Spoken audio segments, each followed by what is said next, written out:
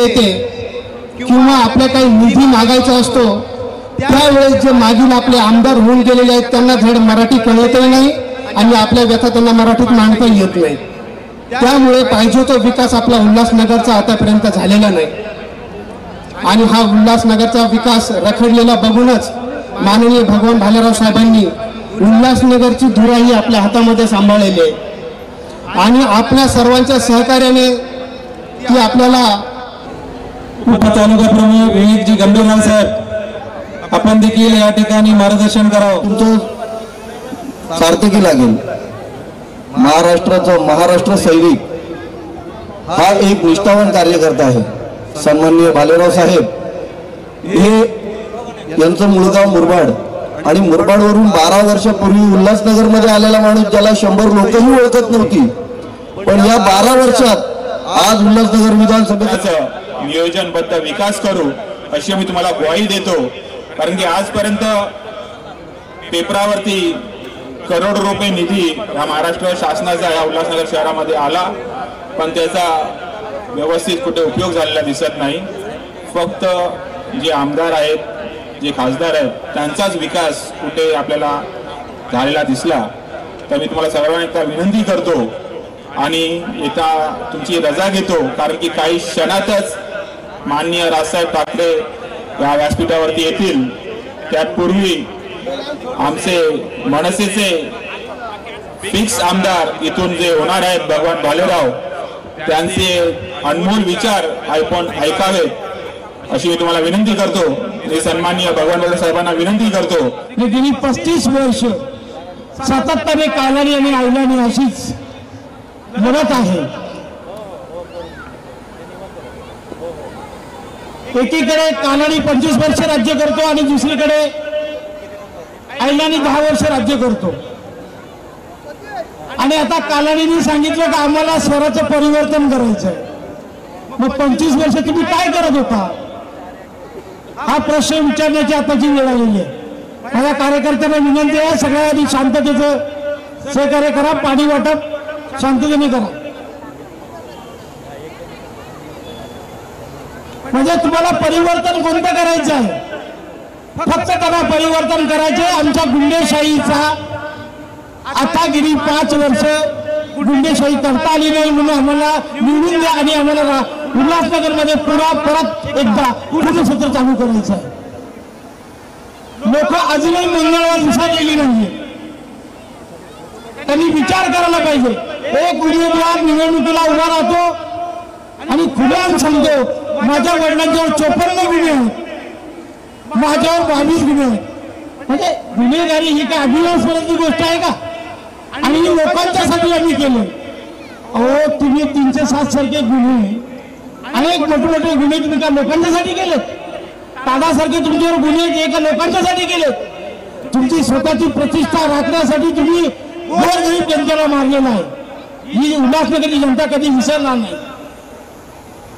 मी आज सांगतोय, काही ठिकाणी आमच्या उत्तर भारतीय लोकांच्या मधल्या काळामध्ये लोंढ्याच्या संदर्भात आमच्या मनसेने काही भूमिका घेतली असेल, पण उत्तर भारतीयच्या संदर्भात ती भूमिका नव्हती। या उल्हासनगरमध्ये जे उत्तर भारतीय गेली अनेक वर्षापासून 50-60 वर्षापासून राहतात, त्यांना आता कुठेतरी 25-30 हजार रुपये पगार आहे। लोंढ्यातला येणारा माणूस 10,000 मध्ये काम करेल आणि आमच्या उत्तर भारतीय समाजाचा तो माणूस जो 25-30 वर्षापासून इथे राहतो, 50 वर्षापासून इथे राहतो, त्याला जो पगार मिळतो तो पगार मिळणार नाही। त्यांच्या नोकरीवर बघाई मूळ राज साहेबांनी ही भूमिका घेतली होती, याची भूमिका आपण लक्षात ठेवा। आम्ही अजूनही कालानी साहेब आम्ही विसरलेलं नाही। खेरलांडीच्या प्रकरणामध्ये तुम्ही आमच्या दलितांवर काय काय अन्याय केलाय? उल्हासनगर मधील दलितांनी ज्या ज्यावेळी आंदोलनं केली, हाच तो पप्पू कालानी आहे, त्यांनी दलितांच्यावर लाठीचार्ज मारामारी केली आणि अनेक आपल्या वस्त्यांच्या वस्त्यामध्ये घुसून मारलेले आहेत। हे विसरता कामा नये दलितांनी। एकीकडे जयभीमची मतं पाहिजे आणि दुसरीकडे जयभीमवर हल्ला करतात। ही भूमिका कालानीने घेतलेली आहे। माझी सगळ्या दलित जयभीमवाल्यांना विनंती आहे, आपण हे विसरता कामा नये। आजही मला सांगायचं आहे, कालानीचा जो काळ आहे कालखंड तो 35 वर्षाचा कालखंड, 35 वर्षाचा जो कालखंड आहे त्याच्यामध्ये मान सिंधीवरच त्याने अन्याय केलेला आहे. सिंधी समाजावर कुठे अन्याय केलेला नाही, हे तुम्ही लक्षात ठेवा. आणि आपल्या लोकांची प्रतिष्ठा जर संपायचं काम जर कोणी केलं असेल तर ते कालानी, पप्पू कालानी आणि त्याच्या परिवाराने केलेलं आहे असं मी ठामपणे आपल्याला सांगतो. दुसरीकडे अहिलानी आहे, अहिलानी सभ्यग्रस्त आहे, व्यापारी माणूस आहे, अशी लोकांची भावना आहे, पण फार चुकीची आहे. गेली महानगरपालिका 2-3 वर्ष 2.5 वर्ष झाले महानगरपालिका स्थापन नाहीये, महानगरपालिकेच्या निवडणुका झालेल्या नाही आणि त्या पद्धतीने मधल्या काळामध्ये शीपलॉटच्या सभेमध्ये मुख्यमंत्र्यांनी सांगितलं जवळजवळ आम्ही 1600 कोटी रुपये आम्ही उल्हासनगरच्या विकासासाठी दिले. आता माझी एक गोष्ट तुम्हाला विनंती आहे सगळ्या नागरिकांना, 1600 कोटी जर उल्हासनगरच्या विकासासाठी दिले असतील तर 1600 कोटीचा कुठेतरी विकास दिसलाय का? फक्त या आमदारांनी 22% कमिशन घेऊन 1600 कोटी गायब करण्याचं काम केलेलं आहे. अनेक ठिकाणी रस्ते खोदलेले आहेत, अनेक ठिकाणी नाल्या बनवलेल्या नाहीत आणि आमदाराला नाली बनवता इंटरेस्ट नाही. आमदाराला फक्त रोड कुठले खोदले, कुठे काय करता आलं पाहिजे, तिथे माझा निधी कसा लागता येईल या पद्धतीची भूमिका आमदारांनी गेली 5 वर्ष सातत्याने घेतलेली आहे. माझी सगळ्यांना विनंती आहे काही ही वेळ परिवर्तनाची आहे. सिंधी विरुद्ध नॉन सिंधी अशी लढाई होण्याची वेळ आलेली आहे. सगळ्यांनी एकमुखाने आपण एक होऊन हे परिवर्तन केलं पाहिजे. परिवर्तनाची दिशा करताना अशी भूमिका मांडता आली पाहिजे का आपल्या समाजाचा विकास अत्यंत महत्वाचा आहे. गोरगरिबांचा विकास करायचा असेल तर सर्वांनी एकत्र येणं आवश्यक आहे आणि एकत्र आवश्यक येण्यासाठी सगळ्यांनी मला साथ देणं आवश्यक आहे. 3 नंबरचं माझं बटन आहे, रेल्वे इंजिनचं माझं निशाणी आहे. तुम्ही सगळ्यांनी जर मला साथ दिली तर मी तुम्हाला 5 वर्षांमध्ये झोपडपट्टी आणि त्या परिसराचा विकास केल्याशिवाय मी राहणार नाही असं आपल्याला अभिवचन देतो. नाही, पाण्याची सोय माझ्याकडे 24 तास आहे, लाईटची व्यवस्था आहे, शौचालयांची व्यवस्था आहे. अशा परिस्थितीमध्ये माझ्या प्रभागाचा जो विकास मी केलाय त्या धर्तीवर मी पूर्ण शहराचा विकास करण्याचं काम येणाऱ्या काळामध्ये तुम्ही जर मला निवडून दिलं तर मी करेन. आज इथे लोक सांगतात विकास करतो, आम्ही विकास करतो. मी आज तुम्हाला सांगतो उपमहापौर काळाच्या माझ्या काळात कुमार आयलंडच्या ऑफिसच्या समोरचा रस्ता ह्याच भगवान भालेरावाने स्टँडिंग मध्ये मंजूर करून दिलेला आहे. त्याही पुढे जाऊन सांगतो 35 वर्षे 25 वर्षे ज्यांच्याकडे आमदारकी होती त्या कालानीच्या घराचा रस्ताही ह्याच भगवान भालेरावाच्या काळामध्ये मंजूर करून आणि तो पूर्ण करून देण्याचं काम केलेलं आहे. म्हणजे एकीकडे तुम्ही विकास सांगता, अरे विकास आम्ही तुमच्याकडे केलाय ते तुम्ही लोकांना सांगा. तुम्ही खोटा जे आश्वासन खोटा डिरेक्ट पसरून लोकांना भूमिगत करण्याचं काम करता ते आता थांबवा. आमची मराठी जनता, उत्तर भारतीय जनता, अल्पसंख्याक जनता आता फसणार नाही.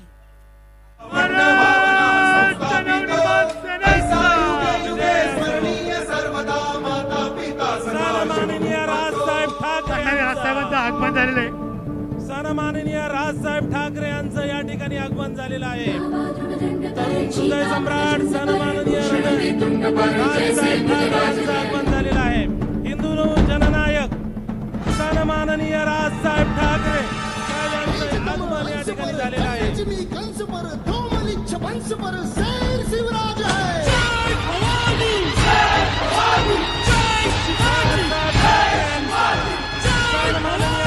महाराज यांच्या प्रतिमेला हार अर्पण करतील. ऐकले असतील ऐकलेत ना, पाहिलेत ना. पण आमच्या लोकांना काही त्याच्याशी कर्तव्य नाही. विकासाच्या मुद्द्यांशी आम्हाला घाणेरडे रस्ते मिळाले तरी चालतील, आम्हाला घाणेरडी गटारं मिळाली तरी चालतील, आमच्याकडे ट्रॅफिक जॅम झाला तरी चालेल, आमच्याकडे अनधिकृत बांधकामं झाली तरी चालतील, आमच्याकडे मुलांना शिक्षणापासून बाजूला राहिले तरी चालतील, ॲडमिशन नाही मिळालं तरी चालतील, आम्हाला हॉस्पिटलमध्ये आम्हाला काय तुमचे जागा नाही मिळाली तरी चालेल, पेशंटला नाही नेता आलं तरी चालेल. पण आम्हाला इंटरेस्ट कशात? शिंदे यांच्याबद्दल काय बोलले, मग फडणवीस त्याच्याबद्दल काय बोलले, मग उद्धव ठाकरे ह्याच्याबद्दल काय बोलले, मग तुम्ही ह्यांच्याबद्दल का असं बोललात?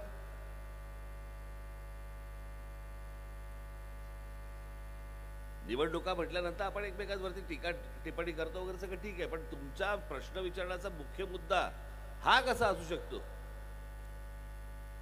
तुम्ही खरं विचारलं पाहिजे की बाकीचे जाहीरनामे दिलेत, तुमचा जाहीरनामा आज आलाय, हे प्रश्न तुम्ही कसे काय सोडवणार आहात, याच्यावरची उत्तरं काय आहेत? शाळा कशा उभे राहणार, कॉलेजेस कशी उभी राहणार, चांगले रस्ते कसे मिळणार, आमचं एकूणच आयुष्य सुखकर कसं होणार, हे मला असं वाटतं प्रश्न विचारण्यापेक्षा हा राजकारणी तुमच्याबद्दल काय बोलतोय, तो त्यांच्याबद्दल काय बोलतोय, हा ह्याच्याबद्दल काय बोलतोय, कोंबडी झुंजवायची फक्त, आणि दिवसभर आमचं तेच चालू राहणार. मग कोणतरी ह्याच्याबद्दल बोलणार, मग हे दुसरीकडे जाणार, म्हणणार की बघा तो तुमच्याबद्दल असं बोलला, तुमचं काय म्हणणं आहे, मग तो दुसऱ्याकडे जाणार, तो म्हणणार तुमचा तो असं बोलला, तुमचं काय म्हणणं आहे, आणि हे आपले दिवस झगडणार, दिवस काढून टाकणार, संपला यांचा विषय. पण आमच्या आयुष्यातले मूलभूत प्रश्न याच्यातनं निवडणुकांबद्दल सुटणार आहेत का? ही निवडणूक आपण का लढवतोय, कशासाठी तुम्ही उन्हातानामध्ये उभे राहून रांगेबंद मतदान करताय? कोणीही प्रश्न विचारत नाहीत, कोणाला काही देणं घेणंच नाहीये.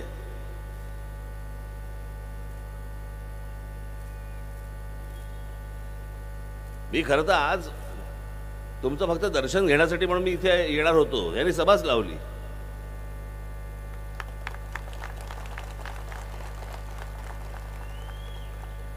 पण मी सगळ्या मला असं वाटतं मी सगळ्या सभांमधनं मी अनेक विषय सगळे बोललेलो आहे तुमच्यापर्यंत, ते सगळे अनेक विषय पोहोचलेले आहेत. तुम्ही कसे आहात हे विचारण्यासाठी म्हणून मी उल्हासनगरला आलोय.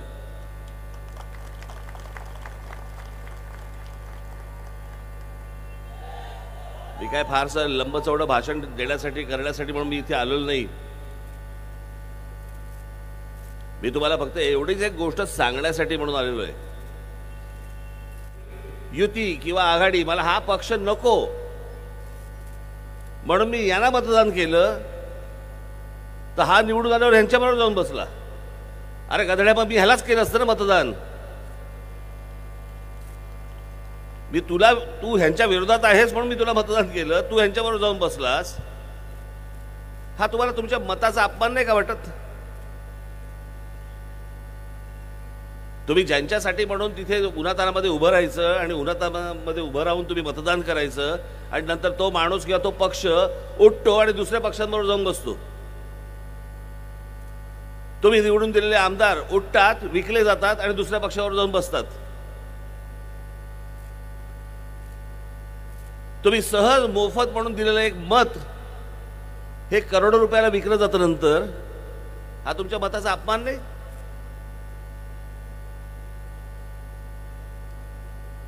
मी जो गेल्या 5 वर्षामध्ये जो खेळ झाला ना या महाराष्ट्रामध्ये, मला असं वाटतं त्या मतांचा जो अपमान झालेला आहे त्याचा बदला घेण्याची ही वेळ आता 20 तारखेला.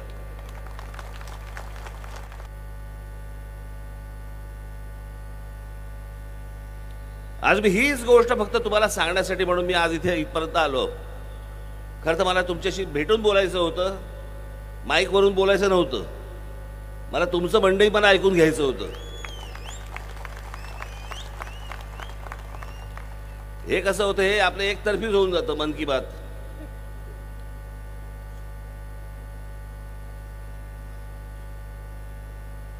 पण येऊन भेटलो असतो तुम्हाला, तुमच्या काही 4 गोष्टी तुमच्या ऐकल्या असत्या, माझ्या काही 4 गोष्टी मी तुम्हाला सांगितल्या असत्या. असो, तुमचं दर्शन झालं हे माझ्यासाठी खूप महत्वाचं आहे. आणि मला फक्त आपल्याला एवढंच सांगायचं आहे, मी फार लंबचौडं भाषण करण्यासाठी आलेलो नाही इथे. मला आपल्याला फक्त एवढंच सांगायचं आहे की येत्या 20 तारखेला कुठेही बेसावध राहू नका. ही सगळी मंडळी तुमचा फक्त गैरफायदा घेत आलेली आहेत. आता हात जोडून येतील, नंतर कुठे काय जातील घरंगळत तुम्हाला कळणार पण नाही, पत्ता पण लागणार नाही.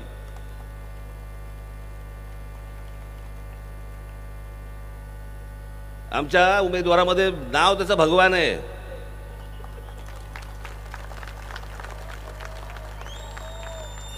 पण भगवान एवढी एक गोष्ट लक्षात ठेवायची, परमेश्वर बघतोय तुझ्याकडे, नंतर यांना विसरायचं नाही. या सगळ्यांना आपण जो शब्द देतोय तो आपण पाळण्यासाठी जन्माला आलेलो आहोत, एवढी आपण गोष्ट लक्षात ठेवली पाहिजे.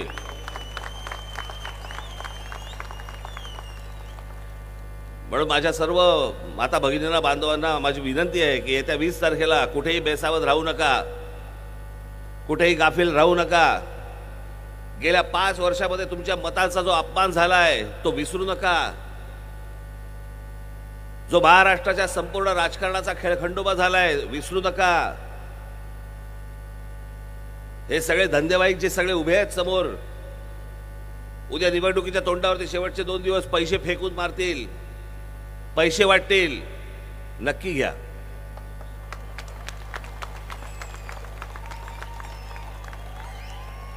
यांनी कोणाला तरी लुटलंच आहे, तुम्ही यांना लुटा आणि मतदान भगवानच्या मागे उभं करा.